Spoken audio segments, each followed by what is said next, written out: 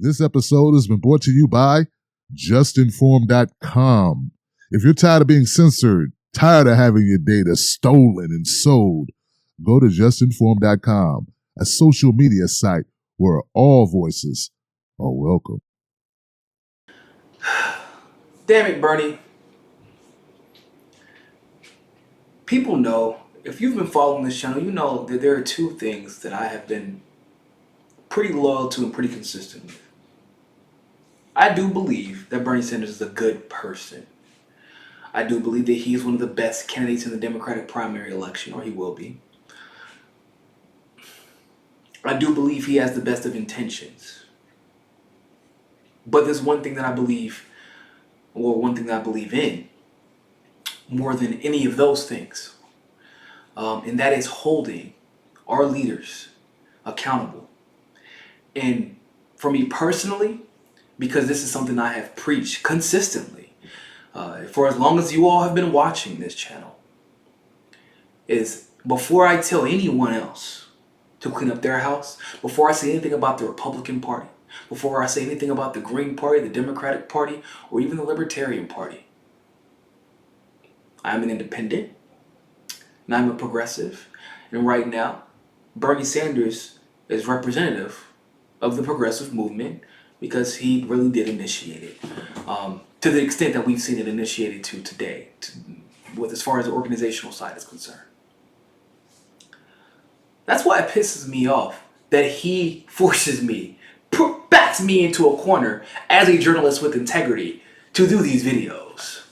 Because I have to do these videos. Because these questions are going to be asked. Because these comments are going to be brought up. And because people are expecting someone to tell the truth. Because we do have to make the best decision going forward. Not only when it comes to domestic policy, which I am, sure that everyone knows at this point, Bernie Sanders thrives in. However, his foreign policy over the last 2.5 years has left much to be desired. And these tweets addressing the Venezuela issue, the coup in Venezuela that Donald Trump is trying to start, also leave a lot to be desired. Let's go ahead and take a look at the tweets. So he starts off, and these are, by the way, these are some of his most unpopular tweets. He tends to get 17,000 to 12,000, sometimes a little bit over 7,000 to 8,000. But he tends to stay up there in the upper, usually above 6,000 to 7,000 retweets and likes. However, those tweets did not get the support that he normally gets. And I'm explaining to you why. He says the Maduro government has waged a violent crackdown on Venezuelan civil society, violated the Constitution by dissolving the National Assembly, and was reelected last year in an election many observers said was fraudulent. Many observers as of who? The economy is a disaster and millions are migrating. The United States should support the rule of law, fair elections, and self-determination for Venezuelan people. We must condemn the use of violence against unarmed protesters and suppression of dissent. But we must learn the lessons of the past and not be in the business of regime change or supporting coups, as we have in Chile, Brazil, and the DR. The U.S. has a long history of inappropriately intervening in Latin American nations, and we must not go down that road again. That was an extremely lackluster, uninspiring response to a very real and ongoing situation that, given our history, Bernie Sanders, given his understanding of our history, he should, of all people, should know the lies that are often perpetuated about leaders in oil-rich countries, about quote-unquote democracies or lack thereof in oil-rich nations, and how we will manipulate whatever narrative we have to in order to take control of that government and all of its resources and assets. He, of all people, should know this. So I'm going to break down this tweet or these tweets, these series of tweets one by one, and take it from there. So he says the Maduro government has waged a violent crackdown on Venezuelan civil society. That is just unequivocally untrue. It's not true. Let me explain something to you. We heard this same lie perpetuated about Cuba and Fidel Castro. So there was a crackdown, but the crackdowns only came on the oligarchs who were working on behalf of United States interests and their own interests, because the deal was, we will keep enriching you if you make sure that we have control in some way, form, or fashion, usually via disastrous trade policies. If you make sure we have control of those resources and we are the primary beneficiary of those resources, they will make sure that you are in charge. Now, the people who are also, unfortunately, a lot of these intelligence groups who are also in charge, which I'm going to do another video covering how the FBI has always been told to keep progressives out of office. But these people who are in charge of telling these oligarchs, we'll keep you rich if you keep us enriched by your country's resources, they also happen to be racist as hell and oftentimes hyper right-wing conservatives. A lot of the times in the 60s, 70s, and 80s, they were hyper right-wing McCarthyist conservatives. So of course, I live in Miami. My barbershop is in Doral. Shout out to Brother the Barber. You should go see him. If you're ever in Miami, go see Brother the Barber. He does a fantastic job. Ugly as hell, but that's my homeboy. Butter the Barber, Doral, Florida. My barber shop is primarily Venezuelan. They will tell you, do you know how we got the means to come here? They say straight up, well, to be honest with you, we're white.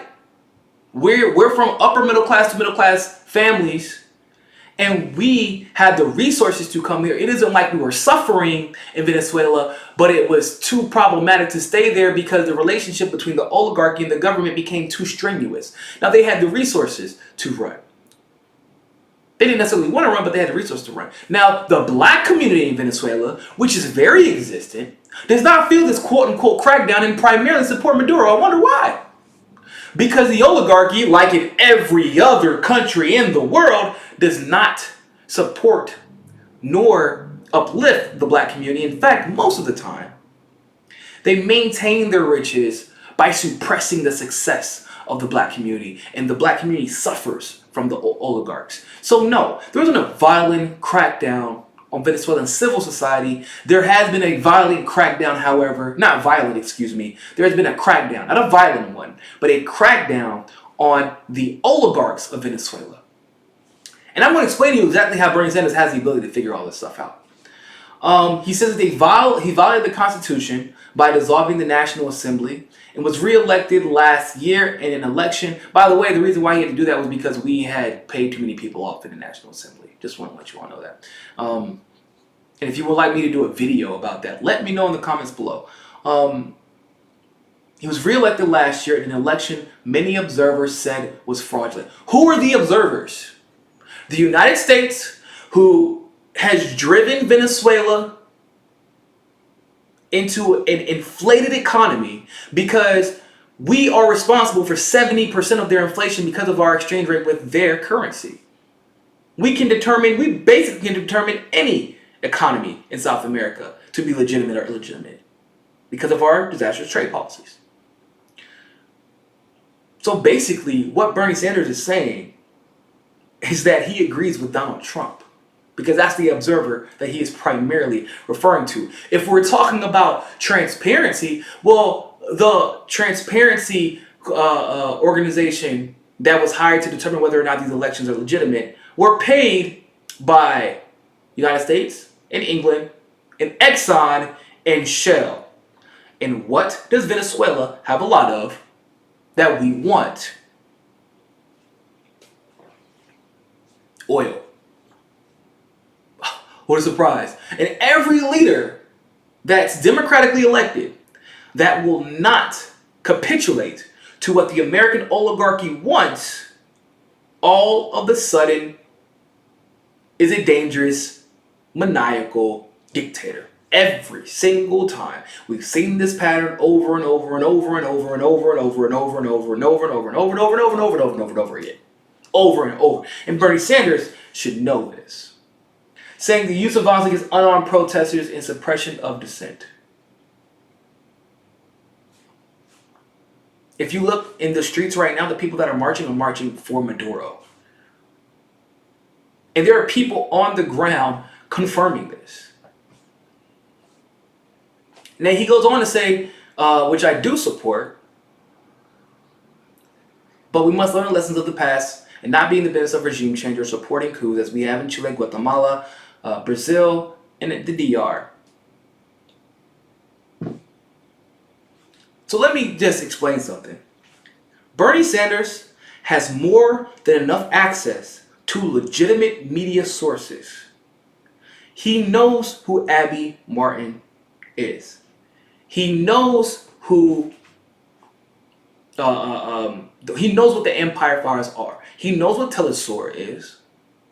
He has the ability as a senator to go to Venezuela and talk to the diplomats, to the leaders, in the same way that Abby Martin sat down with their defense minister and he said, how can we be the biggest threat to the national security of the United States and the Western Hemisphere if we are the ones, if we have never acted out of the offense or have never acted offensively with our military.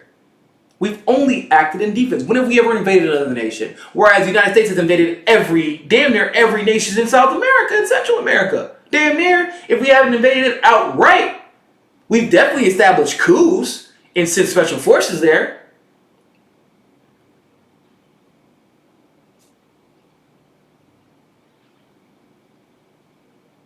So how can Bernie Sanders, who has access, that's what bothers me. That is what bothers people about your potential candidacy, is that you are going to bend over to the establishment. You can, yes, it's great that you say you don't support a coup. It is nice to know that you would not support a coup going into Venezuela. But you can't say things definitively about leaders that you've never even tried to engage with based on, like, the history shows that the odds are we are lying about what's happening in Venezuela. The odds are we are lying about Maduro. The odds are that the black people are thriving under Maduro and the poor people are thriving and doing much better under Maduro than they would the right-wing establishment who you are tangentially supporting by trying to attack Maduro, because guess what some supporters of yours or the establishment will say?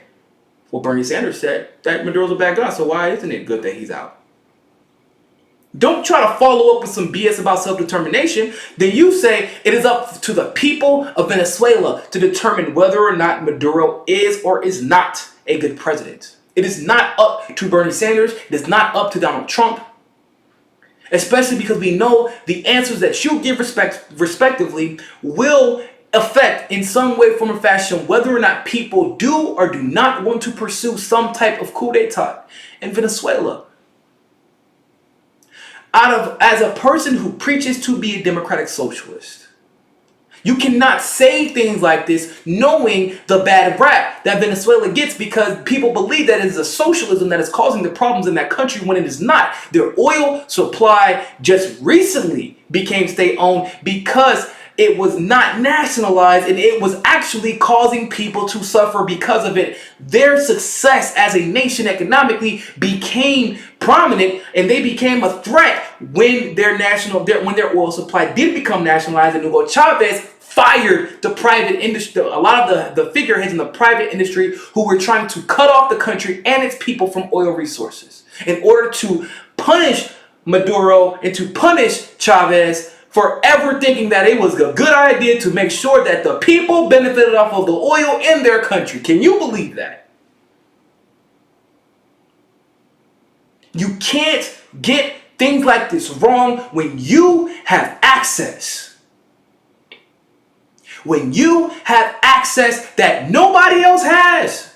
That we the people don't have the access. Yes, I know Abby Martin. I am friends with her and I follow her religiously, which is how I know so much about Venezuela. Go check out Empire Files if you have not. That is one of the reasons I know so much about Venezuela. But I don't even have to follow Abby Martin or Telesur or Empire Files to know history. History does not give the United States, Canada, Brazil, or anyone else the benefit of the doubt when it comes to judging who and who is not a good leader. Especially when we see what's happening next already. Trump is promoting the right-wing extremists as the next leader or as the interim president, which is the exact same pattern we've seen time and time again. Would love to know your thoughts about this. Hit the like button, share the video, leave a comment below. Thanks for watching that segment of Mi Casa es Su Casa. You can donate to our Patreon and keep helping the network grow by clicking on the link in the description below. And also, make sure you join us at JustNForm.com. And finally, make sure you subscribe to us on Roku and be part of the very first independent news network on Roku TV. But more than anything else, always remember, find your balance. Peace.